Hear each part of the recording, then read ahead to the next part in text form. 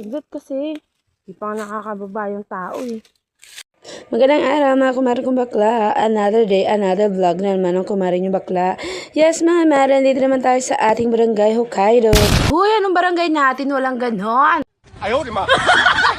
Pero ito na nga mga mare, mangunguha nga kami ngayon ng isda dito sa Pichayan River. Sa mga nagtatanong nga mga mare kung may isda nga ba dito, aba hindi ko nga rin din alam. What? Pero sabi nga ng partner ko, marami nga daw tilapia dito, kaya nga mangunguha kami, di ba? Huy, ba't parang nagmamaldita? Yun. Ayun na, ano na natin? Pusit. Pusit. May pusit dyan. Bundan. At habang nag-prepared nga kami mga mare sa aming babaunin nga doon sa aming pagpapwestuhan kung saan kami mamimingwit.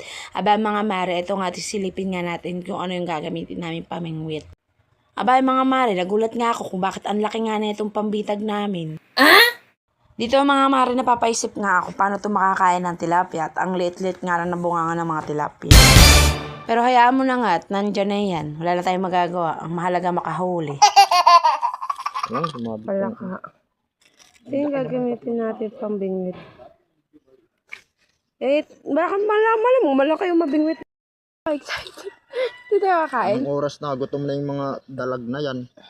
Yung tao hindi nagugutom. Akot naman ito. Dapat kumain muna tayo eh. Maya-maya na nga. Init, manguhuli ka niyan. Malilim doon. Saan? So guys, namimingit kami dun guys.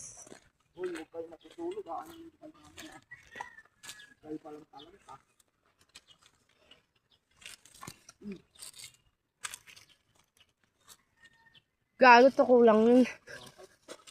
Os!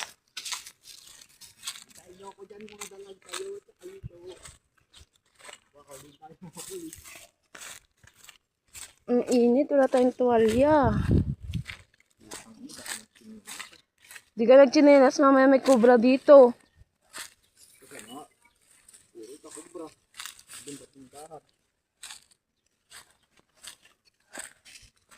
Ang sakit naman. Ang damo naman din eh.